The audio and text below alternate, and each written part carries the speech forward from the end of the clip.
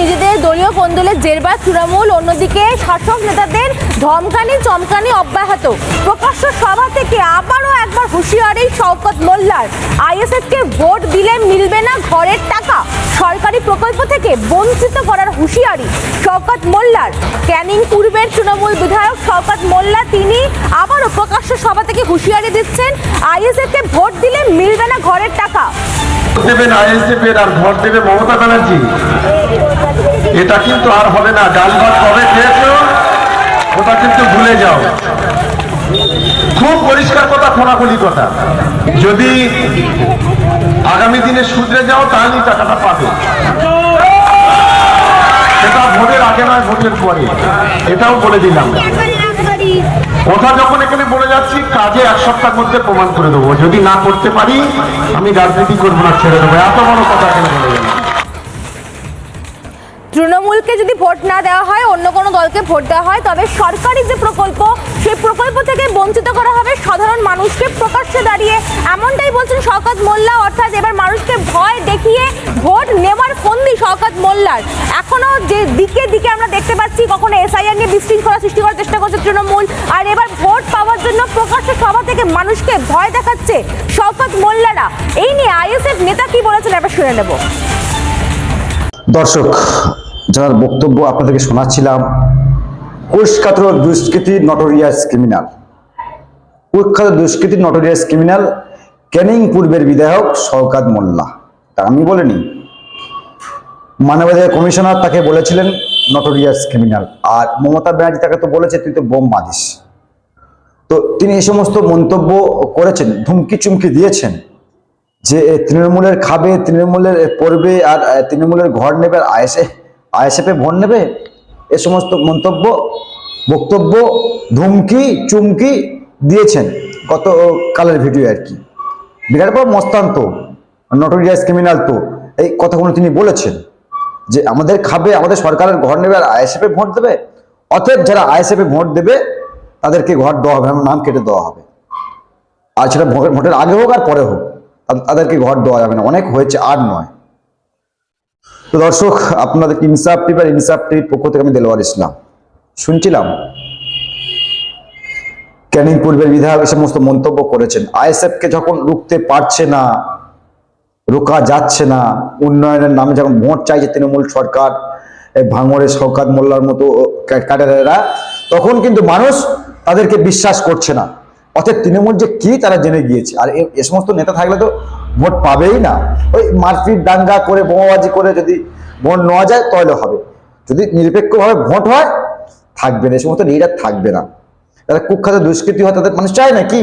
তো চায়নি, তাই আবার ওই সোজা আঙুলে না ঘি ওঠেনি, তাই আঙুল বাঁকা করছে, ধুমকি দেখাচ্ছে, চুমকি দেখাচ্ছে শওকত মোল্লারা।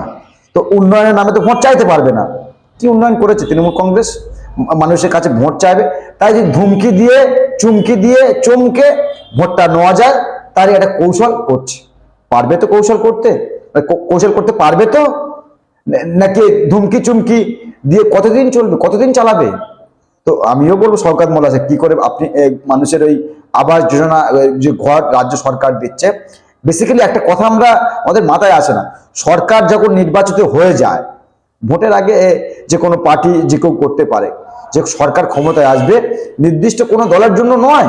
আমরা বারবার বলেছি, নির্দিষ্ট কোনো দলের জন্য সরকার ক্ষমতায় আসে না। যখন কোনো সরকার ক্ষমতায় বসে, সর্বসাধারণের জন্য, মানে জনগণের জন্য সরকার, জনপ্রতিনিধি তৈরি হয়। আর একটা জনপ্রতিনিধি ভাষা দেখুন, যে তৃণমূল যারা করবে না, বিরোধী যারা করবে, তাদেরকে ভোট দেওয়া যাবে না, মানে মোস্তান টাইপের আর কি। তো আমি একটা স্ক্রিনশট দেখাবো, এই যে দেখুন এই স্ক্রিনশটটি। গতকাল রাতে আমারও আবাস যোজনার নাম রয়েছে, সরকারি প্রকল্প আমরাও পাই, আর পাওয়া দরকার, প্রত্যেকের পাওয়া দরকার। দেখুন কাল রাতে ঘরটি আর কি, এই মেসেজটি এসছে, আমারও নামে ঘর রয়েছে। প্রথমে 1 সপ্তাহের মধ্যে তারা 60,000 টাকা আমাকে দেবেন, তারপরে দ্বিতীয় কিস্তি তারা 60,000 টাকা দেবে। তো কত বড় লিডার হয়েছেন, কত বড় মস্তান হয়েছেন। ঘরটা কাঠুন, ঠেলা বজাবো আমরা, ওই ধুমকে চুমকে মানুষকে না আর রুখে দেওয়া যাবে না, আর রুখে দেওয়া যাবে না। ঘরের নামে কি হবে? 1,20,000 টাকা সরকারি অনুদান সাধারণ মানুষ পাবে না, তৃণমূল কংগ্রেস করলে পাবে। এই সময়টা 1,20,000 টাকা ঘর হয় নাকি? আবাস যোজনা ঘর বলছে কেন্দ্রের বঞ্চনা, লিখেছে এই মেসেজটা যেটা এসেছে, কেন্দ্রের বঞ্চনার বিরুদ্ধে আমরা মামাটি সরকার, পশ্চিমবঙ্গ সরকার, এই মানে কি মমতা ব্যানার্জি এই ঘরটা দিচ্ছে আর কি। ঠিক আছে, সরকারে যখন এসছেন তখন তো দিতেই হবে, সরকার যখন এসছে দিতে হবে।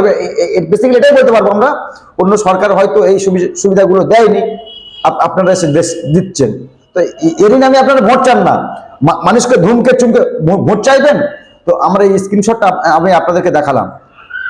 আমি মথুরাপুর লোকসভায় থাকি, পাথর প্রতিমা বিধানসভা 130/6 নম্বর বুথে আমার বাড়ি, দেলোয়ার ইসলাম। তো আপনার কত ক্ষমতা রয়েছে এই নামটা কাটুন না, তবে তো বলে বাপের বেটা। ওই সাধারণ মানুষকে ধমকে চমকে না সরকার সাহেব আপনি কিছু করতে পারবেন না। ওই আপনি তো বোম বাঁধেন, ওই বোমা টোমা মেরে তো আপনি লিডার হয়েছেন। আপনি সিপিএম এ ছিলেন আমরা জানি না, আপনি সিপিএম এ মোস্তানি করছেন রেজাক মোল্লার সাথে, আমরা জানি না, সব জানি, সব জানি। তো মানে এইসব ব্যক্তিরা তো এই সরকার যারা আসবে, সরকারে আসবে, তাদের হয়ে গুন্ডামি মোস্তানি করবে। আবার দেখবে যদি বিজেপি কোনো রকমের বাংলায় ক্ষমতা আসে, এই সমস্ত শওকত মোল্লার মতো লিডারেরা গিয়ে সামনের সারি মোস্তানি করবে, মোস্তানি করবে। আরে সরকার ভাই অনুদান দিচ্ছে, সরকারি প্রকল্প, তৃণমূল করতে হবে, তৃণমূল করতে হবে, মানে এত বড় বড় কথা বলছে এখনো পর্যন্ত। বিধায়ক বিধায়ক একটা বিধায়কের মুখের ভাষা, তাহলে নিচে তো তৃণমূল যারা কর্মী রয়েছে তাদের মুখের ভাষা কেমন হবে? সন্ত্রাস তো মানে ছড়াচ্ছে এই শওকত মোল্লার মতো মানুষেরা, সাধারণ মানুষকে খেপিয়ে তুলছে। সরকারি অনুদান বললেই হয়ে গেল পাবে না? আরে আপনার সরকার দিচ্ছে, আপনি দেবেন না? আপনার সরকার আছে বলতে আপনারা দিচ্ছেন, সরকার থেকে আপনারা চলে যান। বিকল্প যারা আসবে তারা ভাববে, নিশ্চয় তারা ভাববে যে দেওয়া যাবে কি দেওয়া যাবে না। আপনারা যখন আছেন তৃণমূল কংগ্রেস সরকার, আপনাদের দিতেই হবে, এটাই স্বাভাবিক। আপনি ধমকি চুমকি দিয়ে মানে আর তো ভোট চাওয়ার জায়গা নাই, তাই ওপেন ধমকি দিচ্ছেন।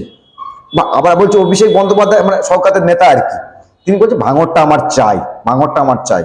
ভাঙড়ে যান, বোঝাবে, ভাঙড়ে যান বোঝাবে আপনাকে। তো এর সমস্ত ধমকি চুমকি দিয়ে না আর কোনো লাভ হবে না। মানুষ একটা বিকল্প খুঁজছে। এভাবে ভোট চাওয়া যায় নাকি? এভাবে ভোট চাওয়া যায়?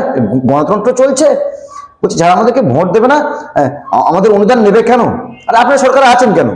আপনার নেত্রীকে বলুন না, আপনার নেত্রীকে বলুন না যে পদত্যাগ দিতে, তারপর দেখবো আমরা সরকারে কারা আসে কি দেয়। সরকারে থাকবেন, আপনাদের দিতেই হবে। কি কি এমন কিছু দিয়েছেন? 1,20,000 টাকা করে দিয়ে বলছে নাম কেটে দেবো, নাম কেটে দেবো, তৃণমূল কংগ্রেস করতে হবে বললেই হয়ে গেল। তো এরা নওশাদের সঙ্গে রাজনৈতিকভাবে মানে আইএসএফ আর কি, বেসিক্যালি যেটা আমি বলার চেষ্টা করছি, আইএসএফ বিধায়ক নওশাদ সিদ্দিকীর সঙ্গে যখন এরা রাজনৈতিকভাবে পেরে উঠছে না, ভোট কৌশলে পেরে উঠছে না, তো আর তো ওই ভোট লুট করার মতো প্রতিষ্ঠান ওই ভাঙড়ে ক্যানিং এর নেই। তো এখন এই ধমকি চুমকি দিচ্ছে, ধমকি চুমকি দিচ্ছে। কতদিন চলো সরকার সাহেব, কতদিন চালাবেন সরকার এভাবে? আর এখনো পর্যন্ত তার নেত্রী তার বিরুদ্ধে কোনো অ্যাকশন নেয়নি। সংবিধান বিরোধী কথা বলছে, আমাদের সরকারকে ভোট দেবেন না, আমাদের অনুদান নেবেন। বাংলায় তো বিজেপিকে অনেকে ভোট দেয় না, মুসলিম সমাজ বেসিক্যালি অনেকে তো ভোট দেয় না, আপনারা নিষেধ করেন। তো বাংলা বিজেপি সরকারের অনুদানগুলো নিচ্ছেন কেন? আপনারা ফিরিয়ে দিন আপনারা, যে আমরা বিজেপিকে ভোট দেবো না বা বিজেপির অনুদান নেবো না, রাজ্য সরকারকে ভোট দিয়ে রাজ্য সরকারের অনুদান নেবো, এটা বলার চিন্তাটা আপনার নেই। মানে সব তো ওই কালীঘাটে থেকে এই কথাবার্তা সেটিং হয়ে আসে, তাই অনেক কিছু বলা যায়। সরকার রয়েছে তো আপনাদের, তো অনেক কিছু আপনারা বলবেন, সময় সময় সেটা কথা বলবে যে আদবি কোনটাই সত্য। মানুষের মানে সমস্ত কথা না মানে আপনার মুখে বেসিক্যালি মানায় না। আপনি কোত্থেকে উঠে এসেছেন আমরা জানি। আপনি রাজ্জাক মোল্লার তো মানে সাথে সঙ্গে ঘুরতেন সিপিএম এর সময়, কম অত্যাচার করেছেন আপনারা, আপনি কম অত্যাচার করেছেন। এখন শাসক ক্ষমতায় চলেছে তৃণমূল কংগ্রেস, আপনি সেখানে গিয়ে নাম লিখে বড় বড় কথা বলছেন। ভাঙড়ে যান না, ভাঙড়ের মহিলারা না, পুরুষেরা কিছু বলবে না, ওই মহিলারা না আপনাকে ঝাঁটাপাটা করবে, ঝাঁটাপাটা করবে। বলছে আমাদের সরকারের অনুদান, আপনার সরকার পায় কোথায়? সাধারণ মানুষের ট্যাক্সের টাকা আপনার সরকার চলে, সরকার চলছে। আর বাংলায় কি সরকার চলছে নাকি? সার্কাস চলছে বাংলায়, যা খুশি তাই, যা খুশি তাই। দর্শক, গতকাল শওকত মোল্লা সাহেব এই মন্তব্য করেছেন, সেই মন্তব্যের ভিত্তিতে আমরা কিন্তু এই কথাগুলো বলেছি। অবশ্যই আপনার মতামত কমেন্ট বক্সে কমেন্ট করবেন আর চোখ রাখবেন। আপনার কণ্ঠ, আপনাদের কণ্ঠ ইনসাফ টিভিতে।